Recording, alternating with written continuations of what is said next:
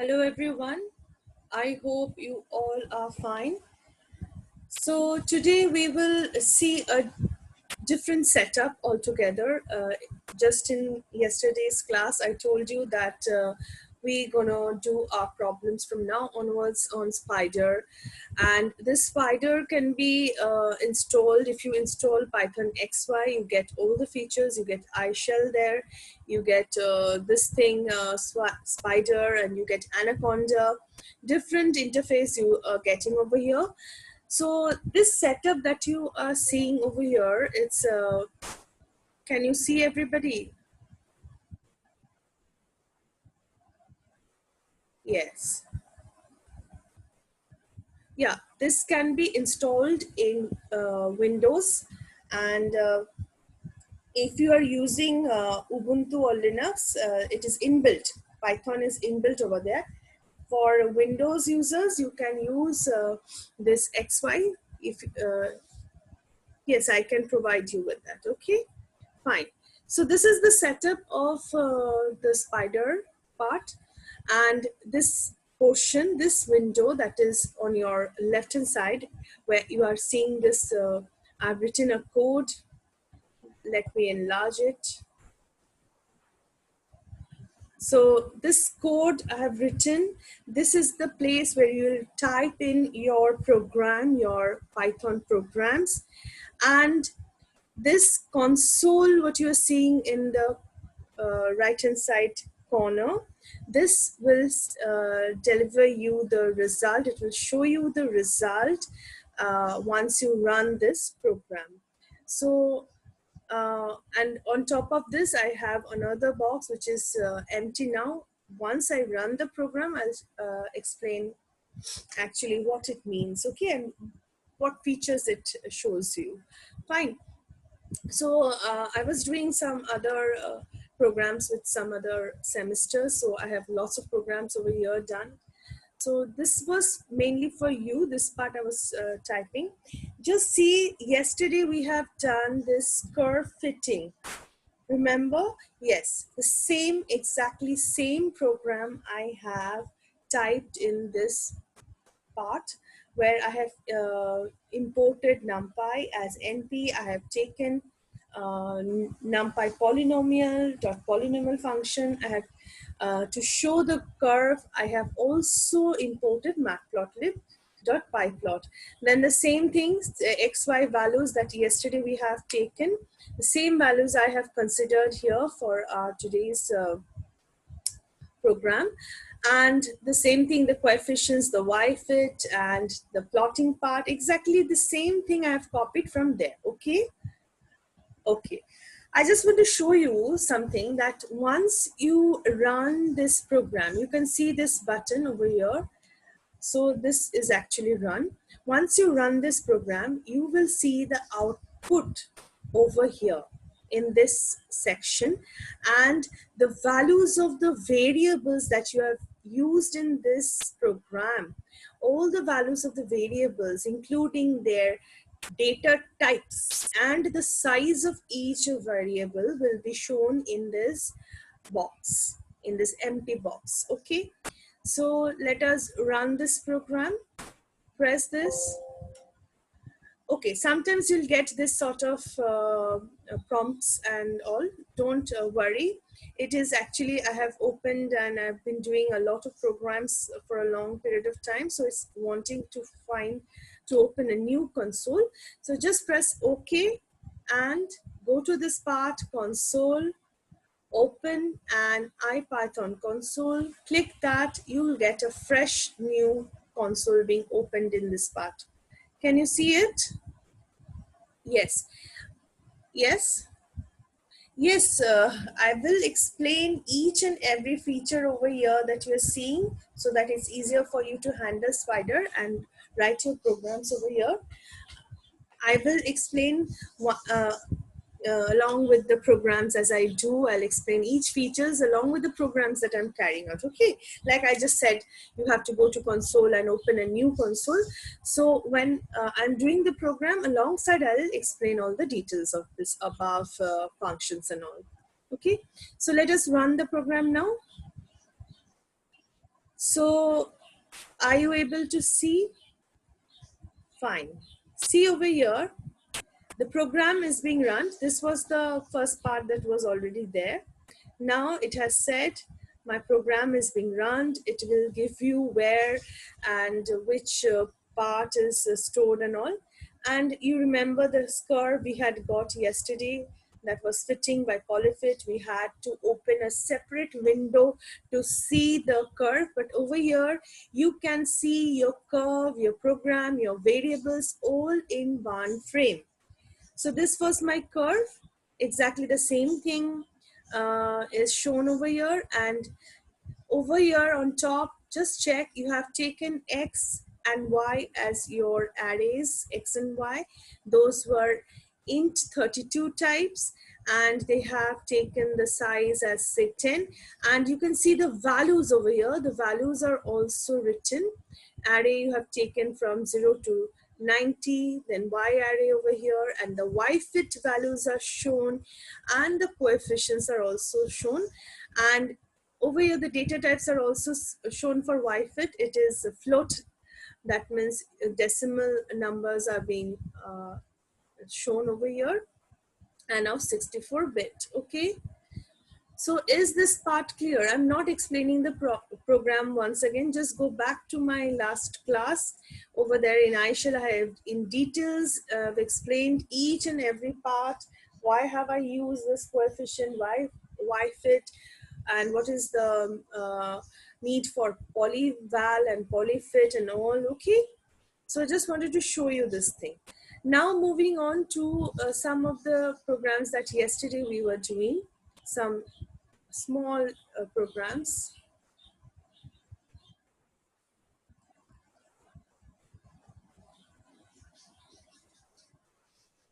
Okay, see over here, I have imported NumPy as NP.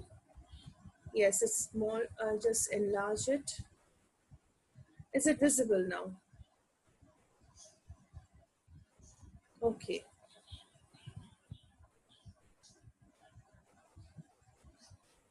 So, uh, so you can see I've just taken two arrays, the same thing what I was typing in idle. I'm typing the same thing over here. Import NumPy as NP. The following line I have considered an array.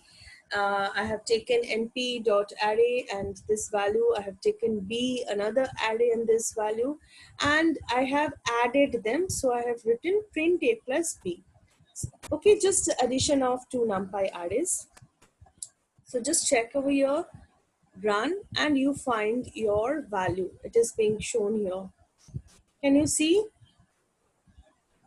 Yes. So the values are being shown over here in this part, and it'll fetch you the result, as well as immediately in the above box you will find your variables that you have used and the size and the values. Okay, similarly we have done product of two matrices.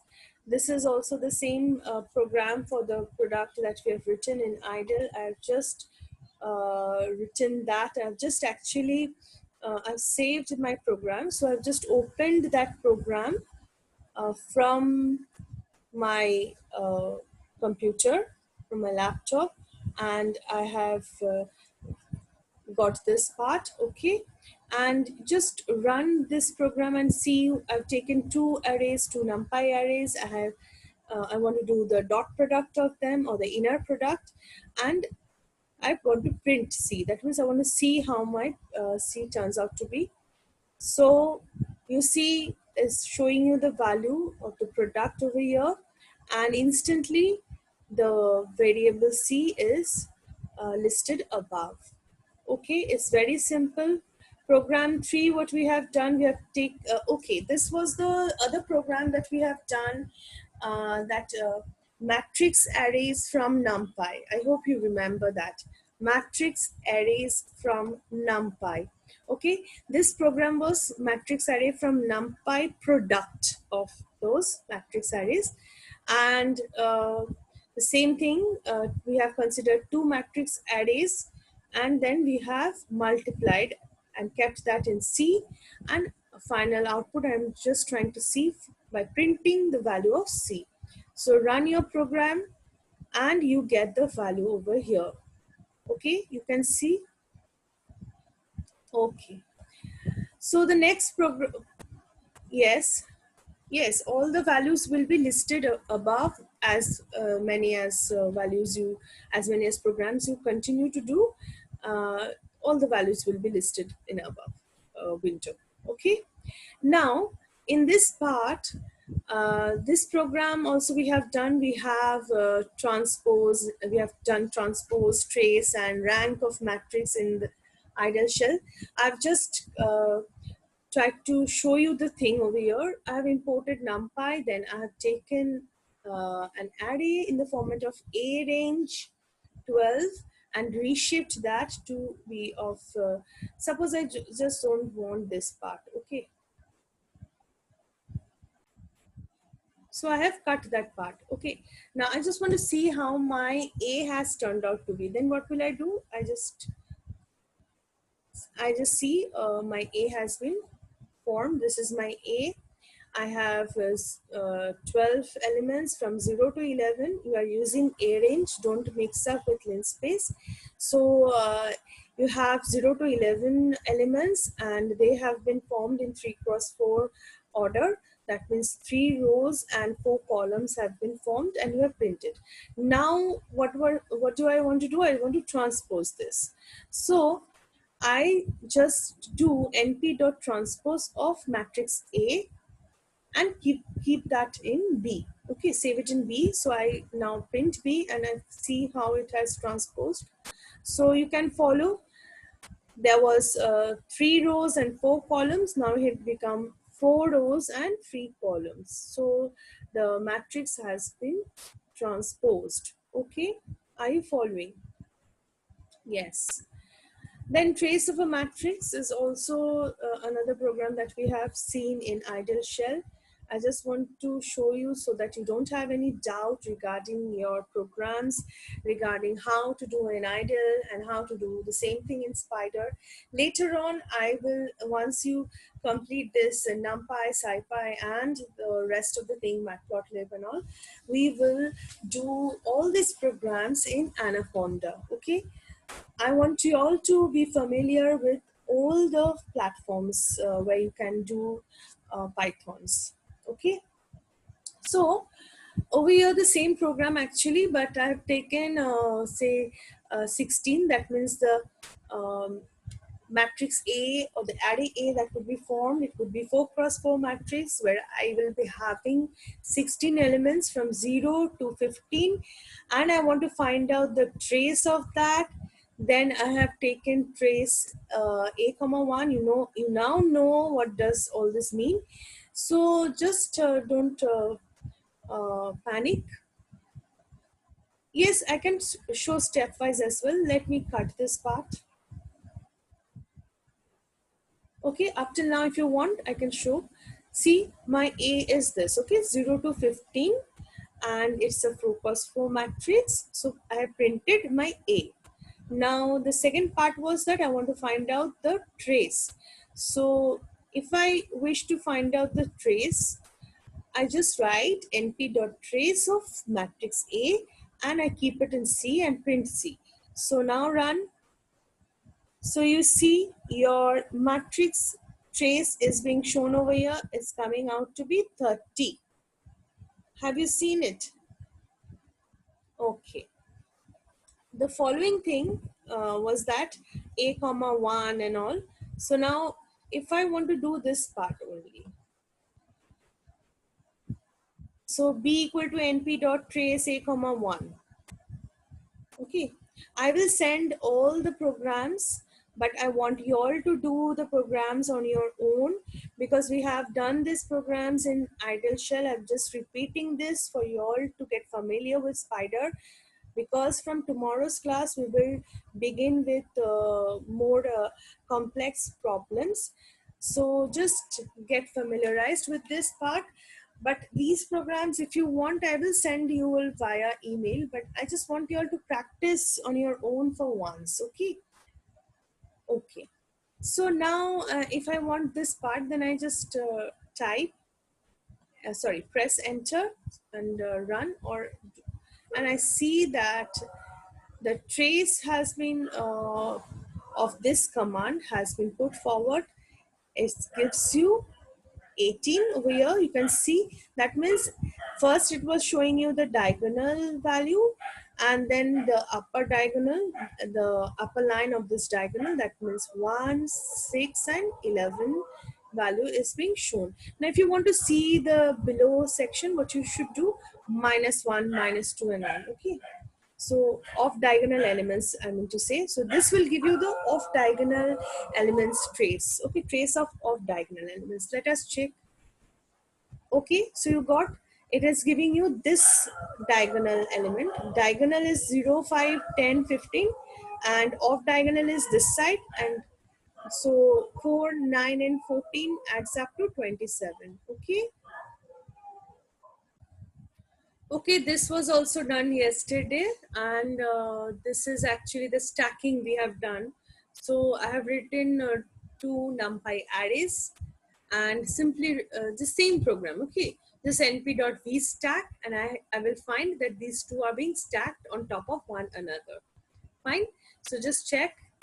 It is being stacked on top of one another in a vertical manner. Now just if I change over here and make H, that means horizontal stacking, and rerun the program, I will find that they are being stacked horizontally, side one after the other, inside ways. Okay, this was vertically, this was run horizontal. So the same thing is done over there, and same is done over here as well. But what is most important is that you can see all the values over here, you can see the result, and you can type all in one frame. Okay, yes, just practice all this part, and I will show you some complex problems now. Okay.